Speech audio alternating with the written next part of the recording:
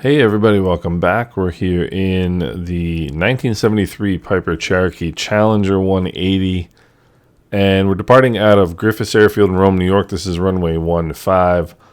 I'm going to narrate this just because the audio from my headset didn't come out real good. Everything else came out fine, but there's a buzzing sound from the audio. And so we're just going to do this here today. You can see not enough right rudder right there. It's the first time I've flown the plane since November. So not enough right rudder there on takeoff, but not doing too bad. Just having a look out here off to the right side. We're making left close traffic. A couple of things I'm going to talk about during this video. Not only just the performance here of what we're watching, but also some things about flight sim and how the relationship between staying sharp by flight simming and actual flying works, because this was recorded end of May. This is May 26th, 27th, and I hadn't been in the actual airplane since November, so that's what 7 months basically. And you'll see here shortly, landings are really nice. So we're coming up now here, 1,450 feet. We're going to start bringing the power back. Airport elevation is 500 feet, so pattern altitude is 1,500. So I'm going to bring the power back to 2,100 here, and then put in a notch of flaps. And that's a trick that one of my former instructors taught me. Just a way to keep the airplane from kind of overspeeding, basically, in the pattern.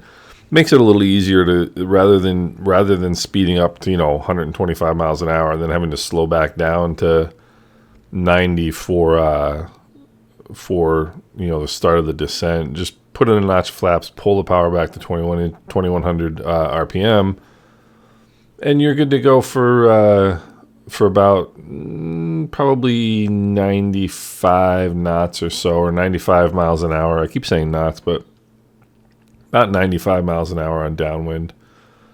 And you can see right there, just off my left shoulder, you can see the runway. This runway is 12,000 feet long, and so it's downwind takes a little while.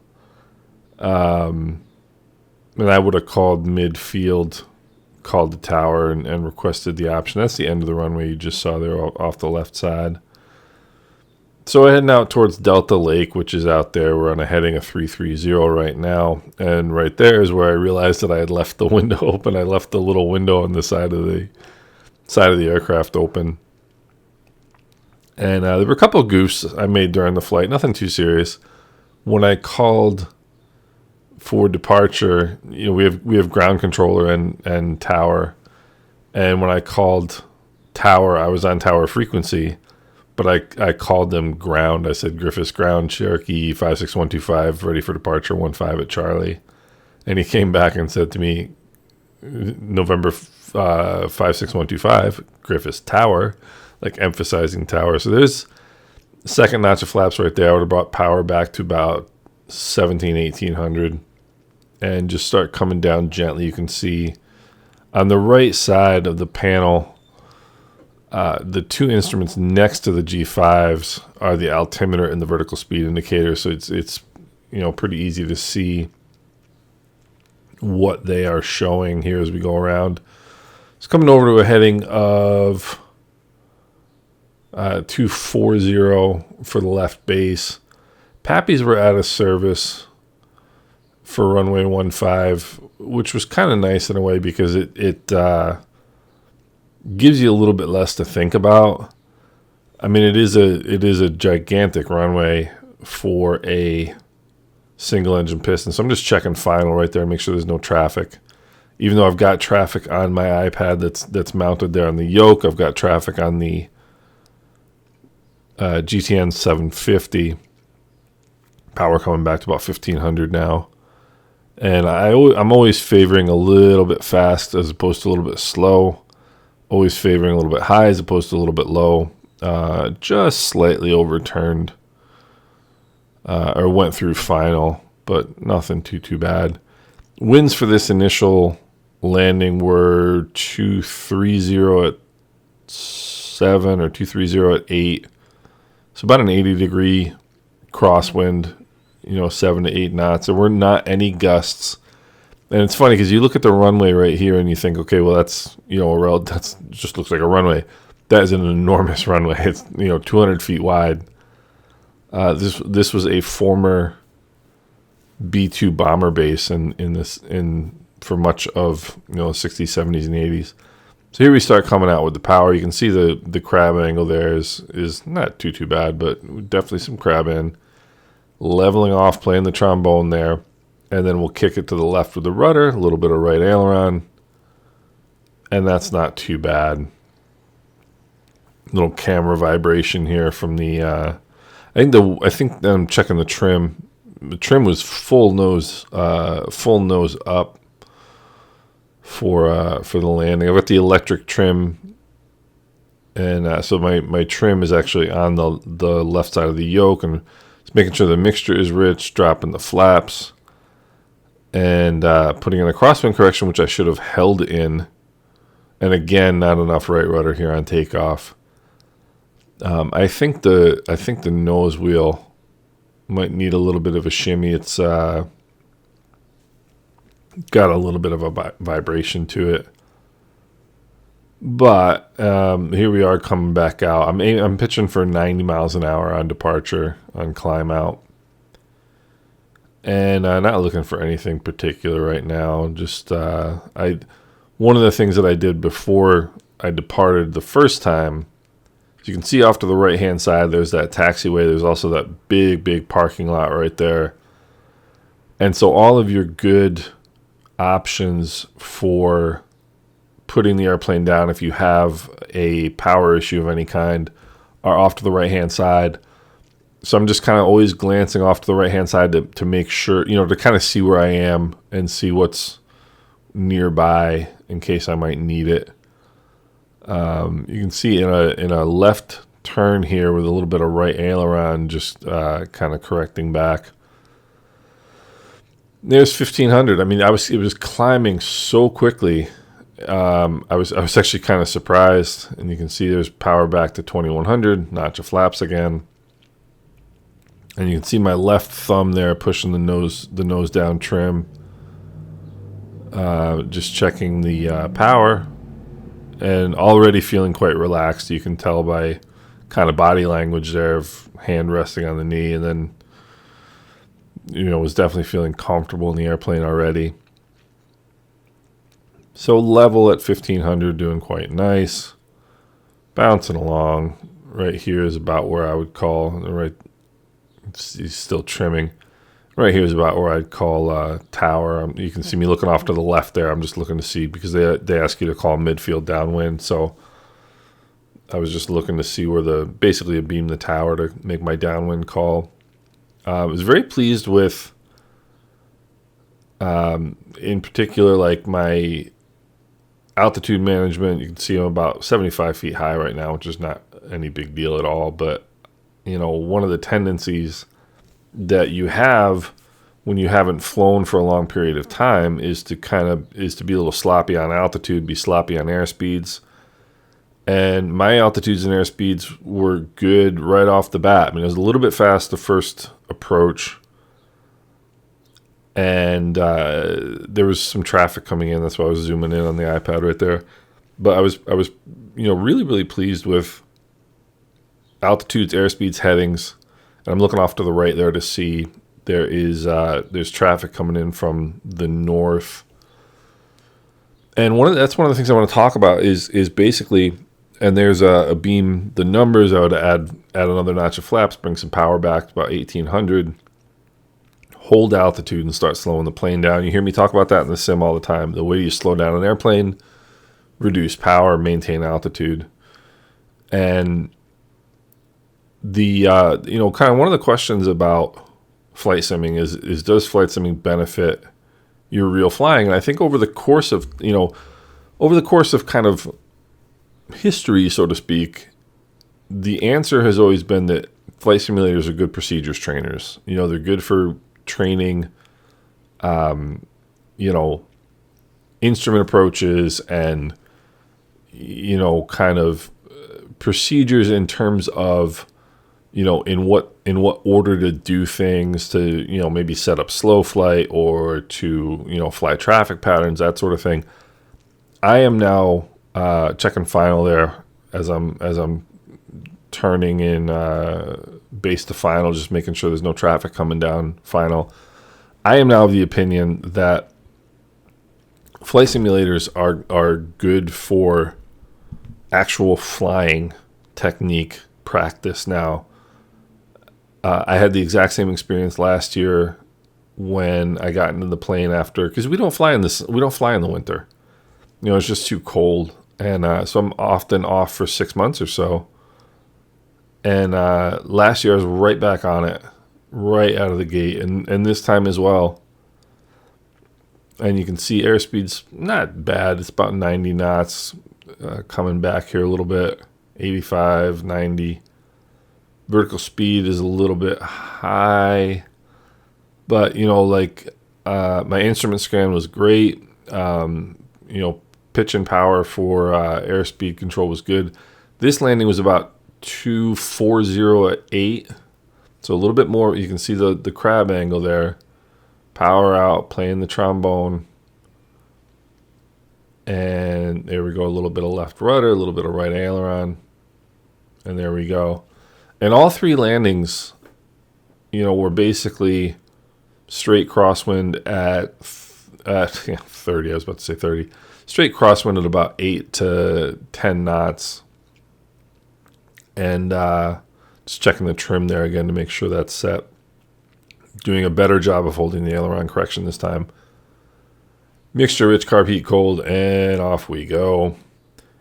Getting back on the center line. So it's just little things to clean up, and already starting to clean them up. But the experience of flying, probably, 1,000 hours in the sim since the last time I set foot in the real airplane. And this particular takeoff, man, this thing bolted. Look at the vertical speed indicator. We're over, it's about 1,200 feet a minute, 1,300 feet a minute right there. And when I glanced off to the right-hand side right there, I was looking to see the angle of the deck angle, basically, because it was just climbing like crazy. And I was asked to make right traffic this time because of that other traffic coming in from the north. And so, there's no question to me now that flight sim, even recreational flight sim or whatever you want to call it, not commercial level flight simulation devices, you can log time in certain flight simulators, even home flight simulators with FAA approval of certain kinds. I'm of the opinion that Microsoft Flight Simulator is at the level, if you are a competent pilot, which, I mean, I don't know, I don't know if I would extend that classification to me, but if you know what you're doing and you put in a lot of sim time in Microsoft Flight Simulator, you're not going to have any issue getting into the actual airplane and being, pretty much right on it. So there we go again, overshot my altitude by about 100. And you'll see, I don't know if you'll see it. I was a little bit in close. So you can see I'm kind of a little bit angled out. And I'm starting to look for that traffic coming in from the north. He had entered a left downwind for the same runway. And I was told by tower that I was going to be number 2 behind that traffic. So I'm kind of looking for him. And right there, I just called for the option. And what the option means is that you can go full stop landing, touch and go, or a low approach, or a go around. Low approach is basically you just come down, don't land, but you basically come within, 50 feet of the runway to land, and then just add power and go and continue on. And And here I am looking for that traffic, and a stupid message on the GTN was annoying me. But I'm looking, I can see him on the iPad, so I'm over there looking, trying to find him on the iPad and on the GTN. And I finally did see him at some point. My hair kept getting blown over. It was really annoying me. But anyway, so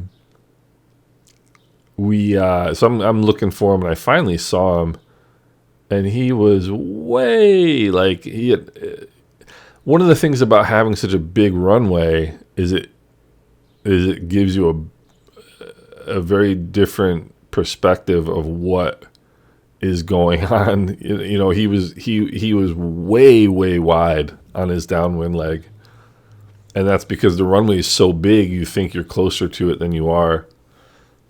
And so that's just me keeping an eye on him as he's coming in. I was asked to extend my downwind to be number 2, and I didn't extend my downwind long enough. One thing to, and that's where I normally would have added another notch of flaps, and I just didn't, because I wanted to wait. And there I'm looking for him. He's short final now. I should have waited longer to turn final, and I didn't add flaps there either, because I'm still out a little further than I normally would be.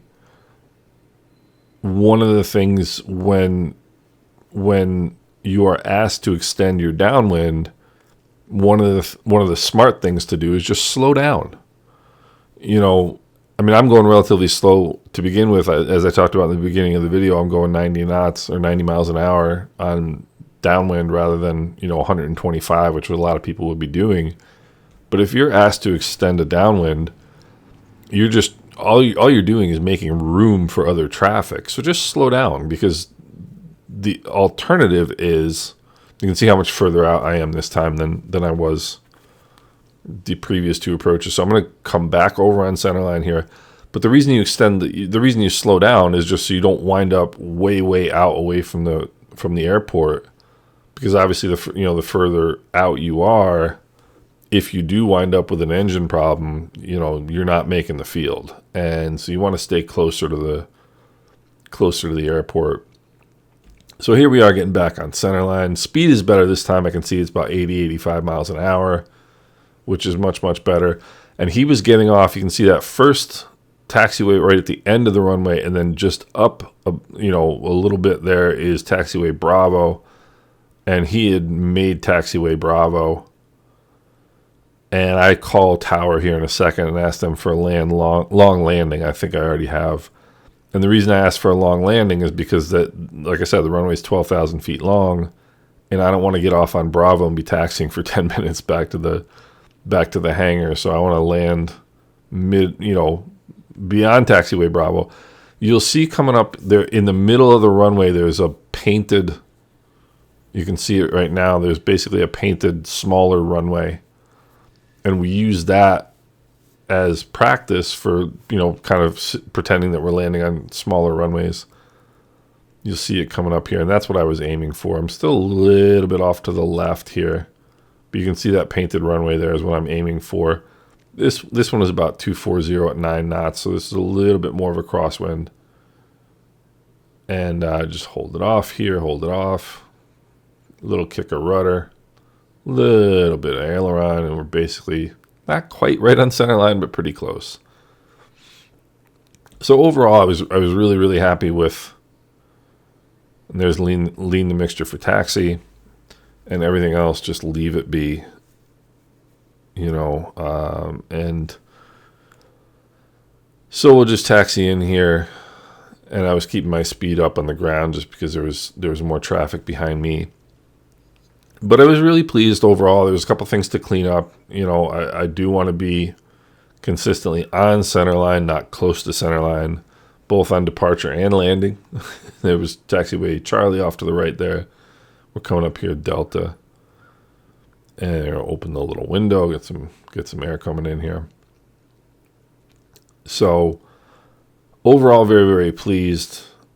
Like I said, unfortunately, the audio didn't quite record the way I wanted it to, but in the end, gives me an opportunity to yap for you guys and just kind of give you one of the things I didn't want to do as I was flying. And I said at the beginning of the recording that, you know, obviously I'm not playing for you. As I started my startup procedure, I said at the beginning of the video, I said, you know, anything that I say from here on out is for my benefit, not yours. I vocalize everything in the airplane. When I'm in the plane, I talk exactly like I do in the sim in terms of, you know, mixture rich, carb heat cold, blah, blah, blah, blah, blah. Everything is vocalized. But one of the things I didn't want to do is get into a spot of talking all the time while I'm trying to fly at the same time. Particularly having, you know, not flown for a little bit of time. But I did get talking a little bit during the video, during the actual recording, just making sure there's nobody coming down taxiway Alpha right there. And just off to the right, you'll see up here is my hangar. And, but I did wind up doing a little bit of chatting during the video. But overall, I mean, I was really happy. I hope that's my hangar right there, the open one.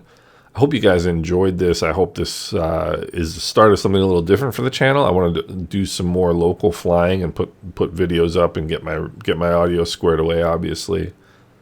But would very much appreciate your feedback. Hope you guys enjoyed this. Please leave your comments in the comment section below, and I hope everybody's having a great day. Thanks a lot.